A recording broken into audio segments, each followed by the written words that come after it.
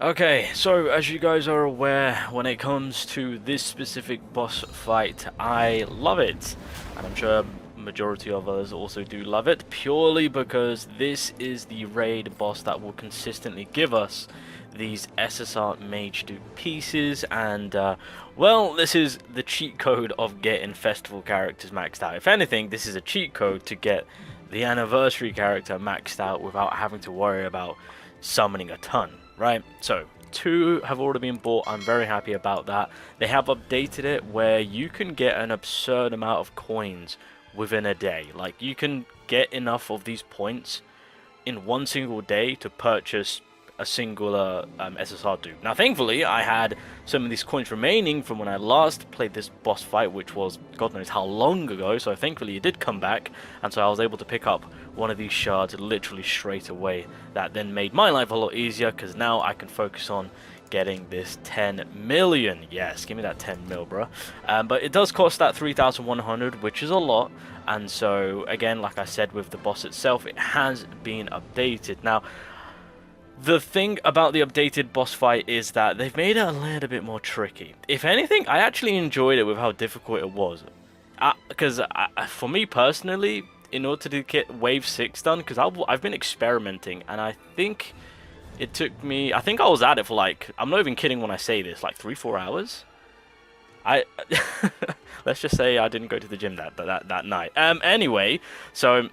managed to get it done. It was a lot of fun, a lot of experimenting. I even threw in Gulday to try and see if he can help me out. But either way, so obviously, as you guys can see, when it comes to the completion of each of the fight, I believe it's still the same. It looks the same.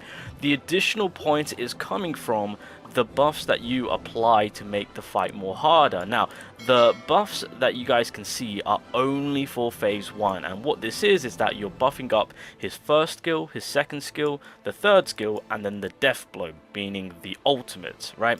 And again, if you want to maximize the amount of points you get throughout your run, I don't want to do that, throughout your run, you basically go over here to build your team, and then as you guys can see, the more buffs you apply, that and then will fill up the bar for you to then get these additional coins. And so by completely maxing it out, you can max out of just getting all of this. So I've made a little bit of a notepad, hopefully you guys can see this. Raid 1, 20 points. Now, obviously with the raid itself, it does give you a bit of an RNG play, because you can either get in between a certain amount. So the calculations that I've done is giving you guys the bare minimum, so 5 in this case, right? So going forward, it will be 8, 25, 28, 35, 40, and then of course you can add on the extra 1 to 3 additional if you want to calculate the max potential, but doing the bare minimum so far. So when it comes to raid 1, you get 20 points per run, so in total, if you do all 3 of the runs on the first raid, that's 60. Raid 2, you get 36 per run, in total 108. Raid 3, 85 points per run, in total 225. Raid 4, 118 points per run, and again doing all 3 of them, 354. Raid 5, 150 points per run, in total 450, and then the final raid, 190 points per run, and in total you're walking away with 570 per day. Alright, again with the 190, it comes from the 40, the bare minimum that you're picking up from completing the raid, and then adding in all of the required buffs for the enemy to make the raid a little bit more harder. So pretty much the rough translations, I just got lazy. But regardless, this is pretty much what it is. So phase 1, if damage reduction is not activated, then the enemy will give himself total defense buff for the return, so he'll be blocking a decent amount of damage. It is annoying. He also obtains 2,000 special points, which will then of course lead into the ultimate coming about, so that can be very scary. That's on skill 2. Also, he can reduce your special points by 5 to all of your allies. So if he applies that skill 2, then be prepared on losing 5 special points on all of your characters. That is super annoying. So obviously Mimosa, Charlotte, those characters do come in clutch with gaining back the lost SP. And then of course when it comes to the skill 3, gives barrier release effect, so I mean barriers aren't exactly going to save you, kind of a given. Another additional gives yourself the effect of removing all debuffs, so that's again if you're trying to set up some nuking, which it kind of can work, you got to get it done as soon as possible, because once that skill 3 kicks in, then the enemy is going to be removing any type of debuff you've been applying, being defense down, incapacitate, etc. You get the deal. And then of course when it comes to the ultimate itself, attacks after giving a 100% increase on damage dealt. So yeah, attack after giving yourself a buff that increases the amount of damage dealt by 100%. There we go. Anywho, that getting out of the way, so this was the team that I used. Essentially with the first team, you're using the ultimate for Charlotte to buff up Raya.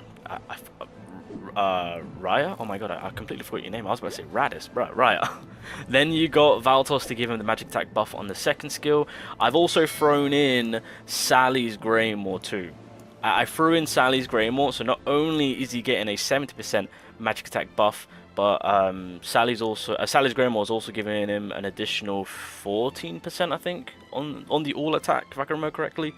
And then Nebra is applying the 70% incapacitate on the combination skill, whilst Raya is picking up the additional 50%, I believe, on the increased damage. And so that's kind of like the nuking team for the first. So basically, by applying all of the additional challenges, you can literally not even care about it because you can nuke the boss turn 1, right? I also throw in food just to kind of, you know, speed up the pace a little bit when it comes to maximizing my damage.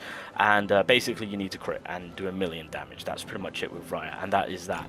The second phase, realistically, you just need to hold out and tank.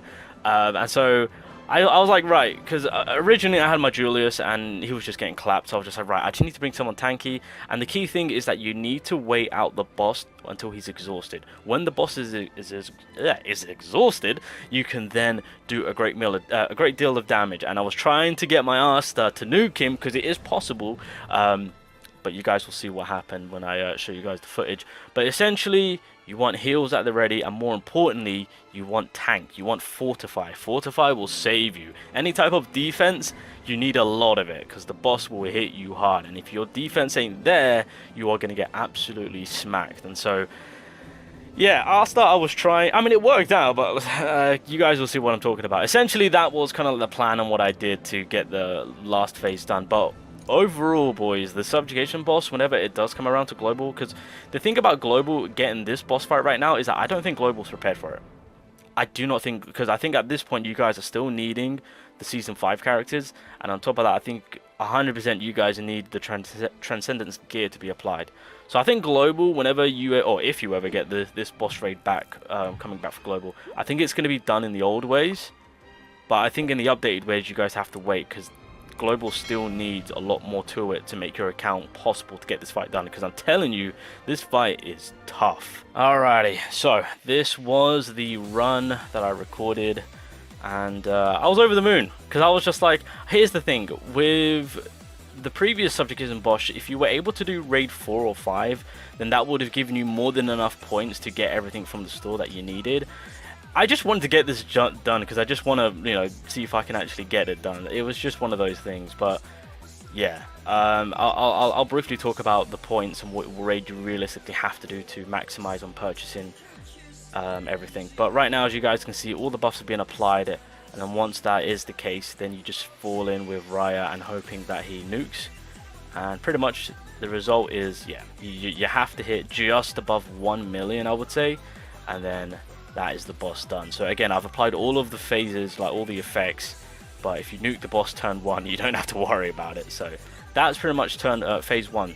Phase 2 is a bit of a stall fest, because again, the boss itself, he's got a lot of, he's a tank.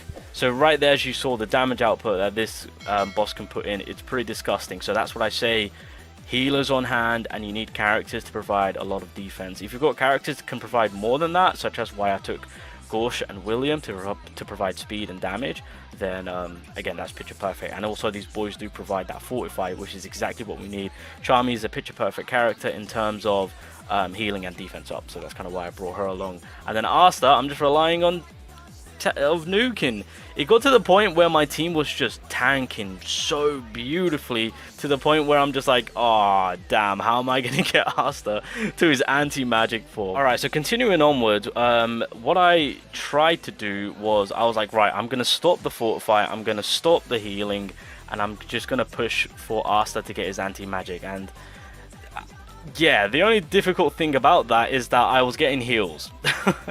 So trying to combat the people healing me, or my like Charmy, William and whatnot healing me. It was a pretty challenging moment. It was a pretty challenging moment. So right now I'm getting into that stage where I'm just like, okay, my defense is low. I'm playing a risky game here, and it's very unfortunate because obviously with the 40%, you know, it's the ultimate that this boss does hit extremely hard if you don't have your defense up, which you guys will see. So I'm on the verge of relying on Asta here. And here's the thing, even when Asta is in the anti-magic state and the boss is no longer exhausted, the anti-magic does 0 to no damage. And I say this because I've attempted it. I've tried to nuke him, and I literally did, I think, 20k damage. So his defense is way too high when he's not exhausted. So right now Asta is in that position, and I'm just like, god damn it, he's not exhausted. What do I do?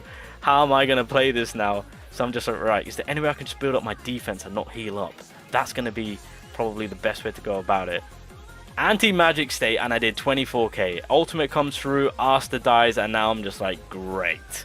I can still win it because I've got the heals and the defense power to tank a lot, but the fight is going to take a hot minute to do. And so with that, that is right. I stayed there and I just kept on playing the slow game. And if you look at the health, slowly but surely, boys, we got there. Just to give you guys a better understanding on how things are going to go about, because at the end of the day, you want to maximize the purchase from the shop. So the raid itself, I don't know how many days it's been out for, but there's currently 8 days and 11 hours remaining for this. So to do the calculations on how we're looking, it's still kind of like the same from the previous subjugation boss, to point where as long as you're able to do the 4th raid, you should be good.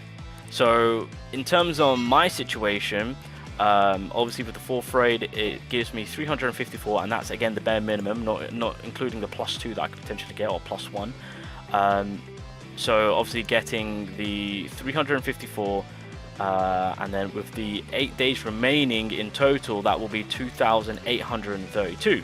I've already got the mage pieces out the way, but that's not going to be enough for the chest. And then I realized, aha, I've got 662 now. So pretty much doing the calculations, I will have 3,494, which means I'll have a remaining 394 for the next time this comes around, and again I'll use that to pick up the mage pieces, of course. That is it. That is pretty much the raid boss, the new improved raid boss for those highly wanted crystals. But yeah, again, I don't think Global is in a position where they can actually do this right now. I feel like I feel like at a later time maybe Global will get the updated version of this. I think for right now they should bring back this boss fight in its old way, and then next time around when Global is more updated with characters and gear sets, then they can do the updated version of it, and that way you guys can farm it a lot easier. It is tough, but if you're able to do it, farming this shop, it makes it a lot easier, and the amount of points you get, it is insane. So yeah, that's the new boss fight. That is the new updated subjugation boss. Yeah, that's it.